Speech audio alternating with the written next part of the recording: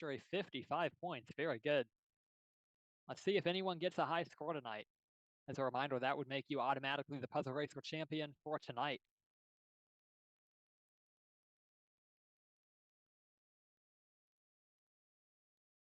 Let me know if anyone does get a high score.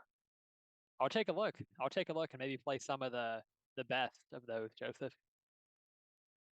Thanks for the suggestion.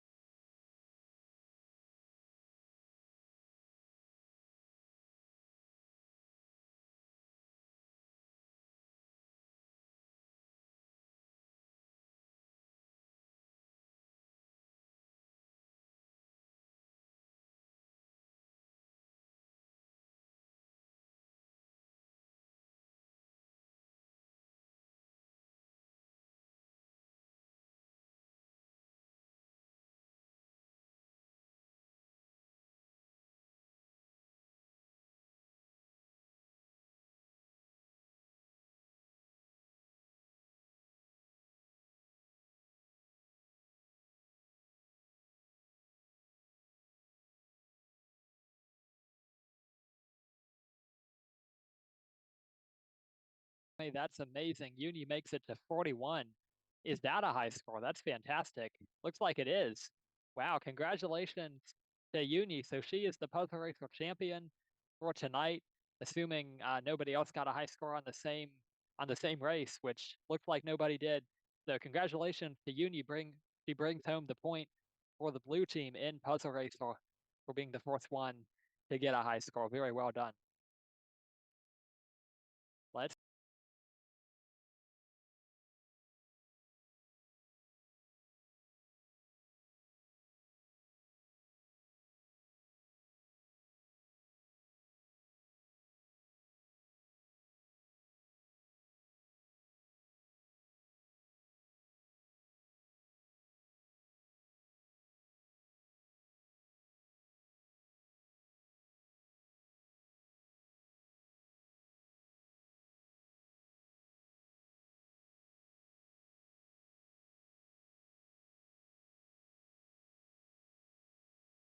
your body in other ways, like make sure you give yourself enough water to drink, enough food to eat, all that kind of stuff, enough chess kings to eat, all the necessities of a good chess player's diet, and just making sure that you take care of yourself. So then maybe it's inevitable then that if you don't play any chess, you're gonna be a little bit less good, but then once you start playing, it'll probably come back to you.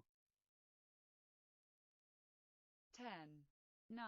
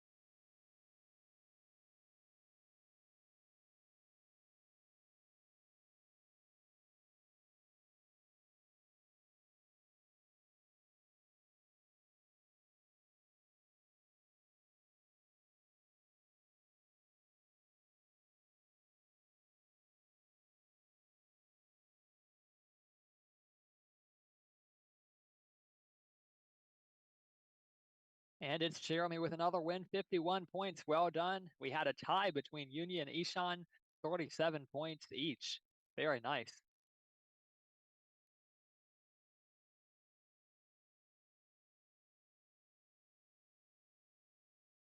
A food chain.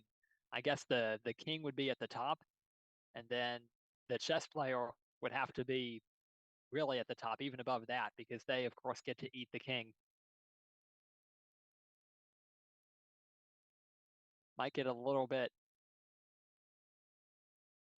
You have to, maybe some people would argue about the bishop and the knight. Which one of those ought to be on top? Yeah, that's right, Jeremy, the apex predator. Rook pawns at the bottom. Yeah, that's right. Yeah,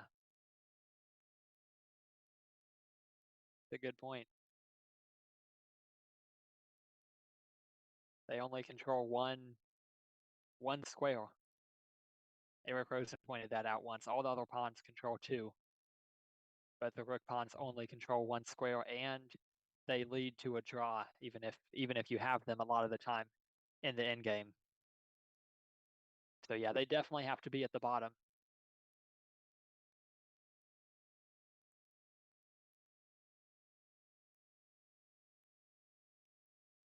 Hey there, Mikey. Welcome. There's that Puzzle Racer link. Hope you're having a great day.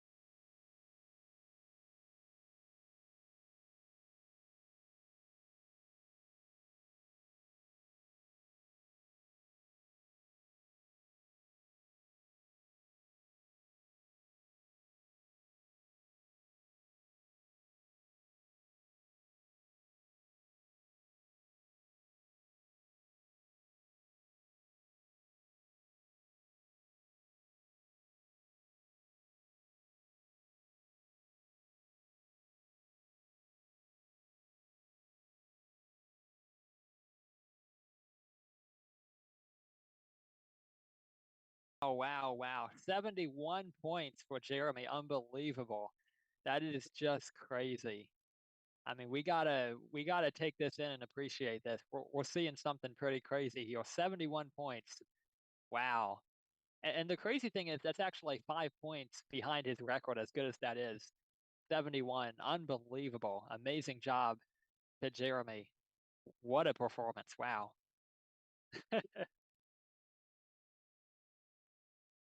Yeah, that's a big number. Wow.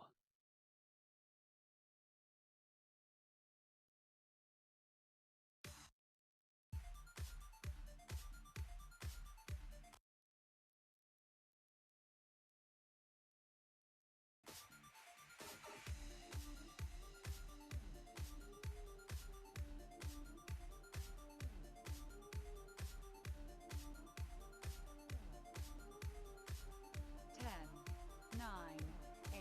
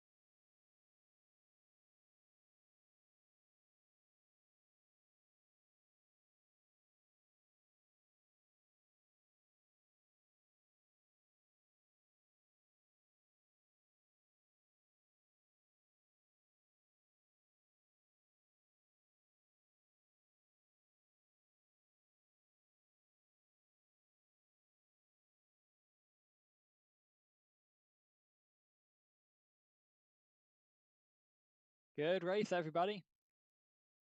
All right, now it's time to move into our announcements. So take a look at the screen share, everyone.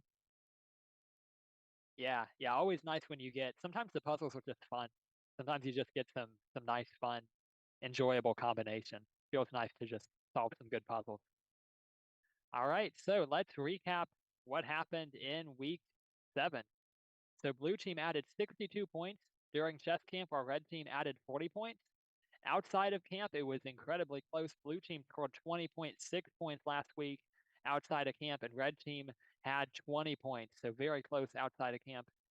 So for the individual leaders, red team was led by Ishan, who has really been doing a great job in recent weeks for the team. He's in 4th place with 13.6 points.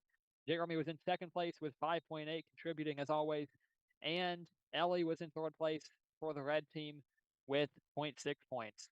As for the blue team, Uni led the blue team in points outside of chess camp in week 7. William was in 2nd place, narrowly behind, and David was in 3rd place for the team. All those numbers mean that blue team is in the lead with 157.5 points for July, while red team has 134.7 points for July. So blue has some daylight, but there's a long way to go in July. In fact, there's even longer to go than you think, because our meetings in the month of August, the last meeting of the camp, by the way, is Thursday, August the 8th. Our August meetings are going to count for July too. We're just going to, pretend like it's still July. So we do have some additional time, additional meetings in the month of July. And when you add in our makeup meetings, this means we have 8 meetings still to go in July. So lots of time for a comeback. So it's not over, not even close. We got a very interesting finish to the month of July coming up. Now, speaking of makeup days, we will be meeting on Monday, July 29th and Monday, August 5th in chess camp at our usual time to make up for the 2 meetings that many people missed during the hurricane week. For those of you who did show up in the hurricane week, you're absolutely welcome to come. We'd love to have you again. I think I will be just repeating the same lesson so that the people who missed it will be able to hear that lesson that they missed. So you don't have to be here for the lesson if you don't want to hear it again, but it may be beneficial to hear it twice. Hopefully there will be some value in reminding yourself of the lesson. So there you go. Those are the makeup days. Let your parents know and make plans accordingly. We'd love to have as many of you there as possible, as many of you who want to show up and have those makeup days. Also, I wanted to tell everyone about an amazing opportunity that there is this amazing chess learning platform called Chessmood, and it is giving out free access to all of their courses until July 34th, so about a week that you have with this. It has many hours of courses taught by grandmasters, which is quite valuable. I tried it myself and I really liked it. I enjoyed it a lot, and it helped me to be much more confident and excited about my chess game. It's usually very expensive. It's like $80 a month or $100 a month for the most premium membership, but they're offering free access to all of their courses until July 31st. That's an amazing opportunity. So if you have some extra time in the coming week, I'd encourage you to go to Chessmood, check it out, and start learning. You can follow their study plans or just look at the courses that interest you, or you can study and strengthen your chess weaknesses. They have classes about saving lost positions, winning won positions, attacking, defending, end games, tactics, checkmating, all kinds of stuff. They have a really excellent platform, a whole bunch of good courses. So I'd encourage you to just write maybe a note to yourself somewhere that you won't forget, so that after this camp meeting, you'll still have something to remind you to check this out, to ask your parents about signing up for Chessmood. You only need to provide an email address. And the cool thing is, if you do give them your email address, it seems like they might just keep on making things available for free in the future, because they've already done it twice. So I can't promise anything, but sometimes they do seem to offer their classes for free. So if you give them your email, they're going to let you know, and you may have additional opportunities in the future to get free access to Chessmood as well. So again, free instruction from grandmasters is very valuable, and unfortunately, I can't offer you that because I'm not a grandmaster. But this can help take everyone's chess to the next level. So keep that in mind. Do they have one for losing lost position. You know, I think people are good enough at that on their own. That's a good idea, though.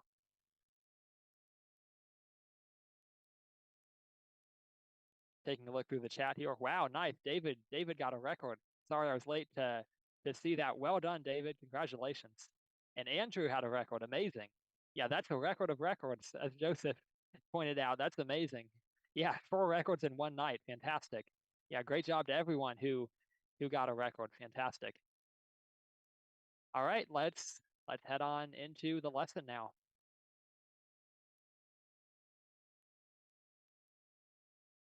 So I'm going to put the study link into the Zoom chat. Again, definitely would recommend checking out Chessmood. It's such a fantastic resource. All right, there you go. There's the study. And we're going to be on chapter 23 here, Avoiding Dead Draws, game 3. We're going to look at one game, and then I'm going to explain some things about how to reduce your blunders. So that's going to come at the end of the lesson. So this is the game here. Bonin, I believe, had the white pieces. We'll go through the opening quickly. And the knight goes back.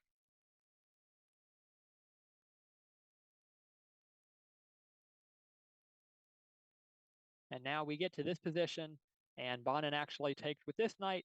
Bonin says that it would have been better for him to recapture with the queen. I think it's good advice to just bring another piece in whenever you can. Generally speaking, that's what you want to do: develop and defend, develop and recapture whenever possible. This is kind of undeveloping, if anything. Bring the knight back like this, not the best. Rook to c8 is played, and Bonin says that b3 would be okay to defend this pawn, but he prefers queen to d3. And when you can, you want to defend by developing, like I was just saying. That way, you accomplish 2 things in one move. You defend the pawn, and you get a piece out there, which you want to do anyway. So it's a nice, efficient way to play chess. In this case, b3 would be absolutely fine. The pawn chain would be pretty strong. However, generally speaking, if you defend by pushing a pawn, you might be sometimes making weaknesses in your position. So when you push b3, you got to think, okay, the pawn used to be here. It used to be defending this. It doesn't defend that anymore. So after b3, you've got to think about, is it a problem that these 2 squares are now weaker than they were before? Those are the weak squares that you make when you push the pawn. So you don't want to make weaknesses in your position. And sometimes it's necessary to push a pawn, like when defending your king, if you're in extreme danger. But pushing pawns can become regrettable later in the game. They can lead to outposts or enemy pieces to occupy. Notice that with queen d3, the queen also controls e4, which ensures that the black knight can't possibly dream of ever coming to that square. So the knight comes to g4 instead. And again, b3 in this case is a fine move. The pawn chain's nice and strong. Black may have dreamed of pressuring c4 with his pieces if there was no pawn defending it, but now there's no point in trying to take with a piece on c4, because there was a pawn just defending it, and you would lose the piece for only a pawn. And that's why pawn's weakness can sometimes be a strength. They're the best defenders of a pawn when the opponent piles on with their pieces, because a pawn ready to capture deters any aggression from enemy pieces. They're never going to want to take, because if they take, they'd lose a piece for only a pawn. So pawns are great defenders for that reason. Now we see knight to e5, queen h3, h5, and Bonin says that black plays this move to support knight to g4, creating a nice strong square for the knight. But the cost of this move, he says, is too high. What do you think Bonin means by that? What is the cost of this move for black that black just played? Put it in the Zoom chat if you have an idea. What's the cost of the move? I'll give you a hint. It's something that I have just been talking about.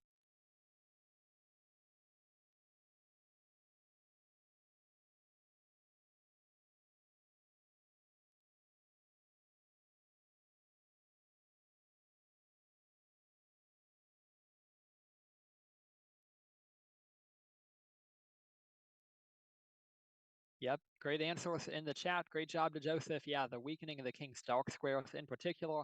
You don't want to weaken up the square g5. It looks like a nice home at the moment for a white piece to invade on.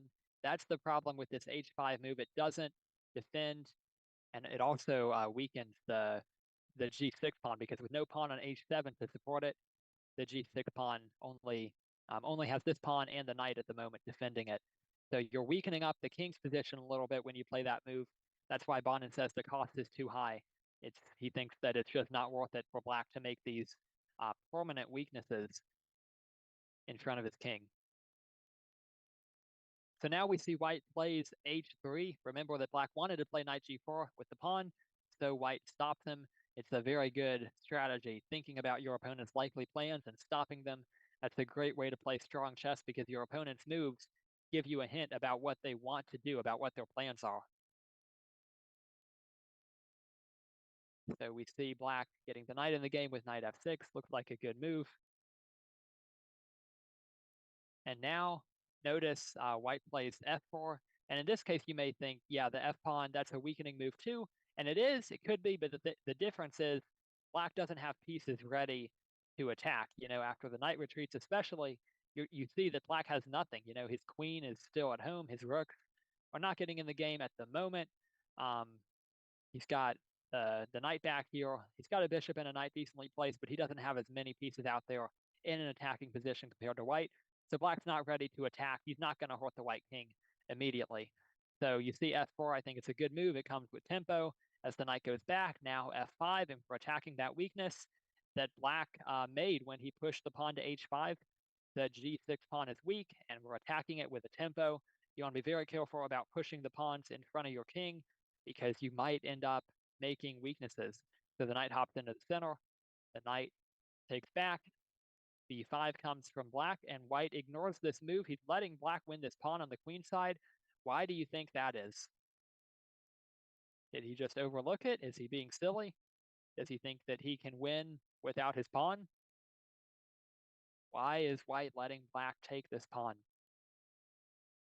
You don't have to give me an exact move. It's not like a tactic puzzle, but what's the general idea? Why is white letting black take the pawn on the queen side? Because he knows what he's doing. That's a good answer. Pretty much always a safe answer when you're talking about an international master. The queen side. Right, he has an attack, exactly. Ishan's got it. Yuni's got it. Jeremy's got it. Yep, good job. That's right, you're attacking the king. That's exactly right. The king is much more important, as Jeremy was pointing out, I think, that the king is so much more important than the queen side. Bonin explains himself by saying, I don't care about the queen side any longer, and don't bother defending it. I'm after a bigger game. He's after the king, which we know is at the top of the chess food chain that we were just talking about. The king, I mean, second from the top. The chess player who eats the king is at the top. Knowing when your attack is more important than your opponent's and when you can ignore their threat because you have a bigger threat is a great skill to know. An attack on the enemy king is more important than winning pawns on the queen side. So, white exchanges off the Fiang-headed bishop, a key defender of the black king. He lets black take all these queenside pawns. It doesn't matter. Black could take another pawn if he wants, but you see now the problem that black has. I hope you see it. It's not too many arrows, is it? Black's up 2 pawns, but does that even matter with all these pieces bearing down on his king? He's got the bishop, he's got the knight, he's got the rook on a half open file, he's got the queen on black's half of the board. It's a crushing attack that you're about to see. Queen b6 delays the inevitable a little bit. Rook to c2. Black seems to have a nice idea with this move, but nice ideas don't matter if you're not fast enough to execute them and if your king is in danger like this. So bishop takes, pawn takes, queen takes. It's way too many attackers against way too little defenders at this point. You see all the pieces for white. And this is the final move that the book gave. White simply wins here. Knight takes d6. White's attack is crushing. He's got 3 pieces involved. Coach Santos sometimes says 3 pieces and you have a mate. His attack is crushing black. He's threatening a mate in 2, and black's defenses involve giving up his queen. Stockfish says that it's +5 in white's favor, and black's best move is to immediately give up the queen for the knight. So huge advantage for white. White's going to win. And I hope you learn from this game that some attacks are more important than others. You have to prioritize your king or your opponent's king above other things like winning pawns. One last observation. To be fair, the queen sacrifice may not be 100% hopeless because black could then play b2 and double the rooks on the second rank and give white a bit of a hard time. This is kind of interesting. So white gets the queen, but black has this passed pawn that he can try to fight with. He doubles the rooks. He's got maybe some ideas, some threats on the second rank. So white, for example, has to keep the queen defending h2, rook to g1 to defend. And after the king moves to get the knight out of the pin, the knight can come in, the knight can attack the g2 pawn, and white's rooks have to be defensive. White's on the defense here a little bit. So in the non-master chess landscape, it's absolutely fair if you're black to keep fighting and see what comes of this with black's passed pawn. And I want you to remember that if you need to sacrifice material to stay alive, have an open mind about what positives the position after the sacrifice could bring. Because if you just said, "Oh, I'm losing my queen, I'm going to resign here," or "Oh, I'm just going to stop thinking and just give up on the game in my head," you don't want to. Then you may completely miss out on, realizing that you've got actually a pretty good position that you can get after you give up the queen. So treat it like a gambit, as Eric Rosen likes to say, because there might be a pleasant surprise waiting for you if you play actively after your sacrifice. I'll show you the mate in 2 that white was threatening. Very simple, nice checkmate for white. So there's how the game could have ended. Thanks, Joseph. One day the coaches should have a competition for who can draw the most arrows. Or perhaps better would be who can teach with the least arrows. That might be more effective. All right, so let's move into the second part of the lesson. Something that I want to share with you about how to reduce your blunders. So take a look at the screen if you want to read along here with what I've prepared. This may be the most important and helpful lesson that I'll teach you all summer. I have an idea that could help to reduce how many blunders you make, which I know is something every single chess player needs, unless you're Stockfish. How many of you have had this experience? You make a move, and then immediately after playing it, right when it's too late, you realize then that it's a bad move. I believe this is very common in chess. Feel free to type in the chat, me. Let me know how many people does that apply to. I think it's really common. And I have an idea as to why this happens and how you can prevent it. So here's my thought. When it's your move, you're concentrating a lot on the move that you're thinking about playing. You're looking precisely at the square you're going to put the piece on and the area around it. You're making sure this move is safe, that it accomplishes what you want to accomplish. Your chess vision at that point is very zoomed in. You're super focused on one area of the chessboard. Wow, I see a lot of me's in the chat. That's good. Yep. Hopefully this will be very useful then. So you're very focused on one area of the board when you're thinking about making your move. And then here's the interesting thing. Once you've made the move, I think this is perhaps why you see things after you make a move.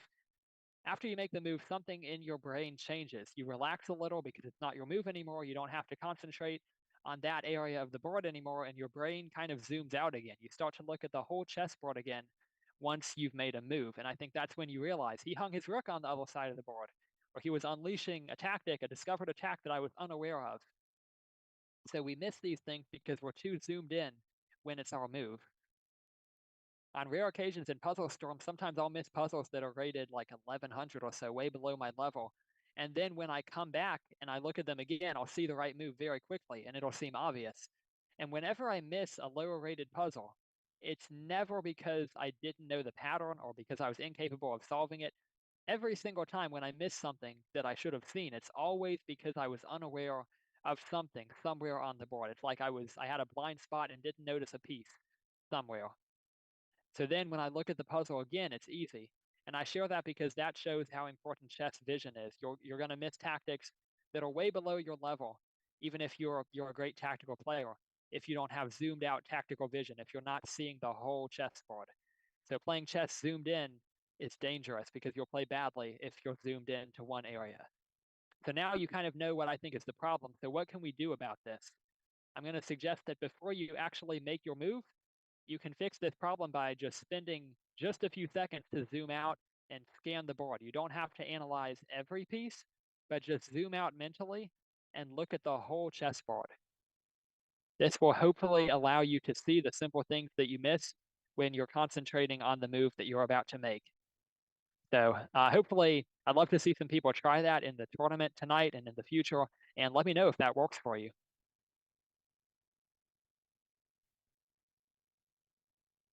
Taking a look at the chat here.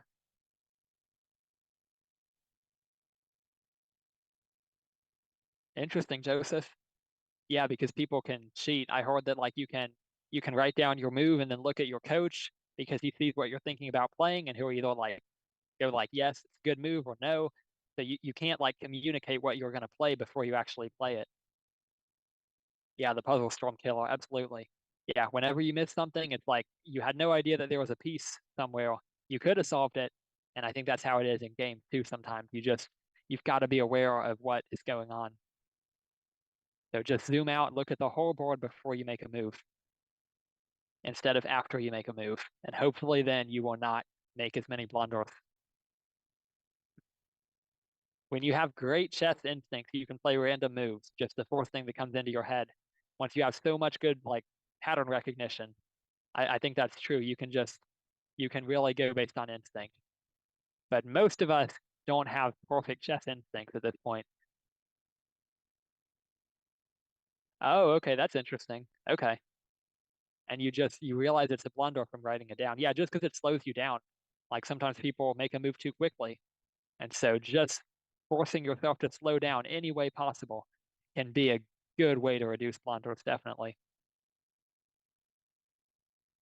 All right. So let's play Kahoot now.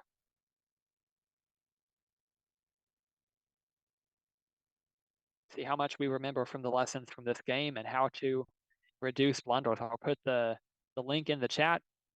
Go ahead and get a second device or a second screen open, however you like to do it, so you can see the questions and type and select your answers. We'll see. All right, no problem. Thanks for letting me know. So I'm expecting then 7 people in Kahoot. Let me know if anyone else is not doing it so that we will not wait.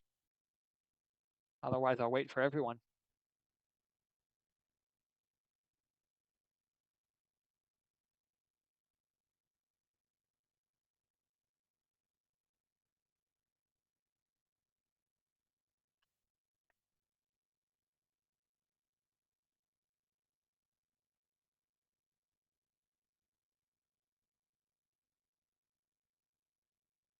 All right, Mikey's going to watch. So expecting 6, just waiting for one more then.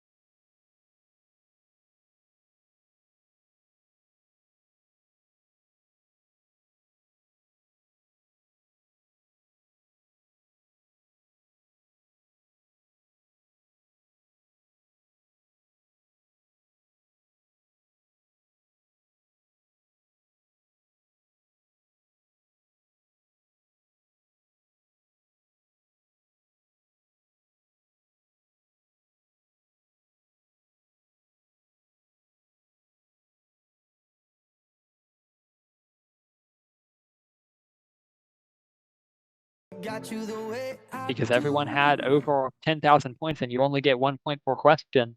And there were 11 questions, so everyone got every question right. Less than 200 points separating the top three. Perhaps one of the closest Kahoots we've ever had.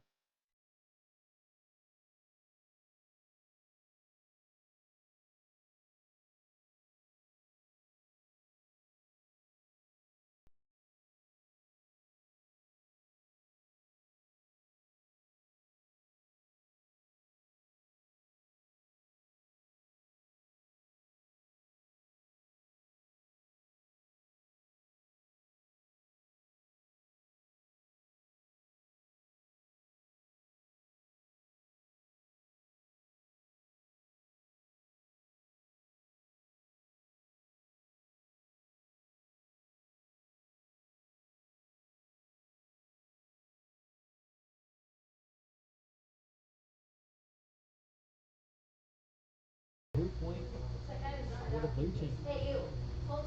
So just added the point. Blue team now has 159.5, red team has 144.7. But we know that there's a long way to go. We can see a lot of points get piled up on that scoreboard, so no doubt about it. This is not any real.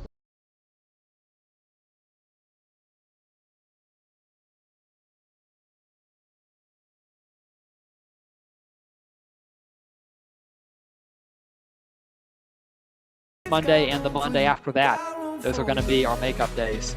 So for anyone who missed it, I'll send out an email to your parents too. But Monday, July 29th.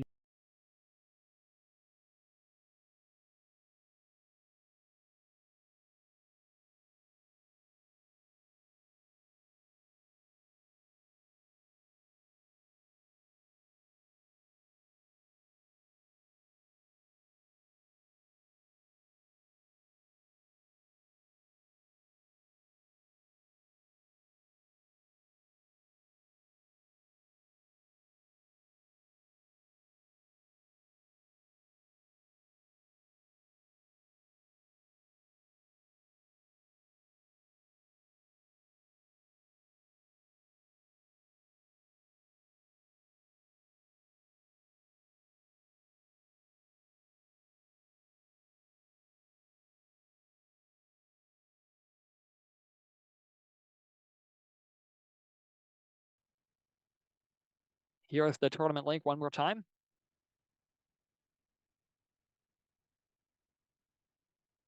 We will be getting started soon. Yeah, it's true. I don't want the blue team members to not have games. I'll see if the remaining people. There we go. Ishan's on the red team, 5 against 3. That's better. It started out 5 against 1. Now we've got 5 against 3. We're getting there. Yeah, 1400 exactly. Well done on that, Uni. That is fantastic.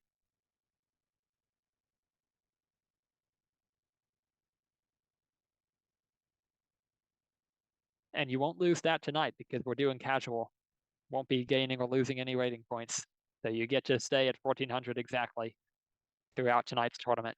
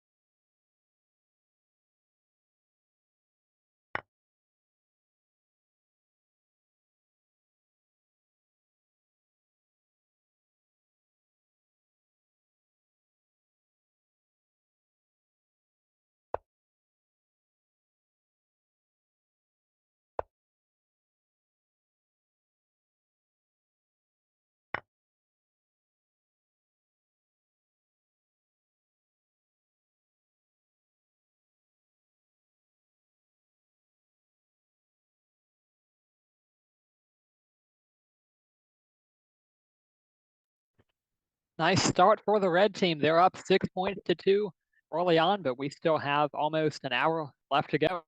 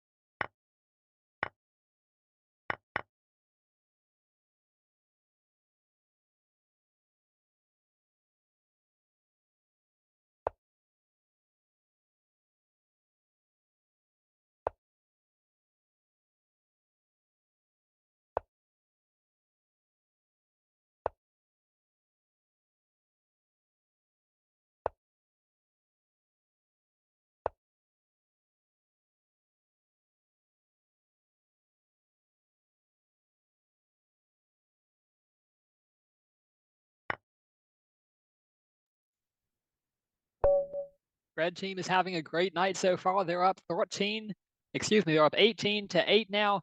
Very well done. Jeremy is running away with things. He has 10 points, 5 wins from 5 games. He looks unstoppable. Is anyone going to slow him down tonight?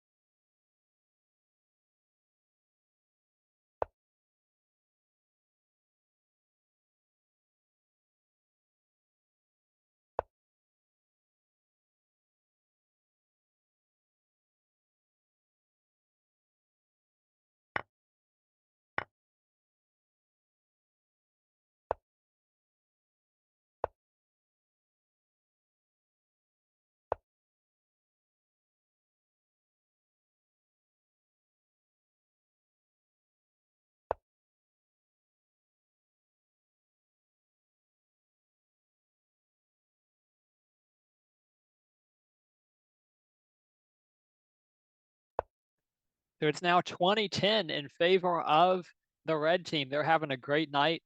I think everyone sees something, I would imagine, that says Lichess will undergo maintenance in 44 minutes. I think, thankfully, we'll be finished before then with the tournament. So hopefully that won't be affecting us. So no need to worry about that. I want to tell everyone, keep on taking your time using that clock time. You have 10 minutes on the clock to help you find the best move, play the best possible game. So keep on using that clock time.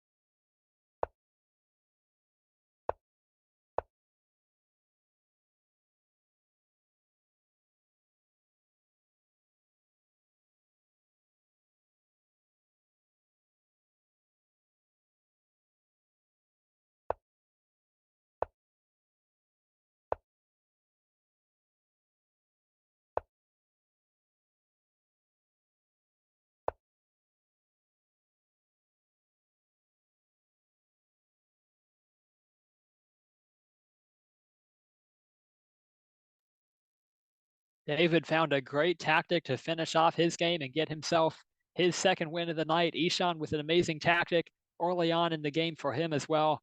Awesome job to the two of you. Red team in the lead by 10 points now, 22 to 12. They are making inroads, cutting into that lead that the blue team had. Again, still a long way to go. Either team has plenty of time to get some more points as we move toward the finish of the month of July.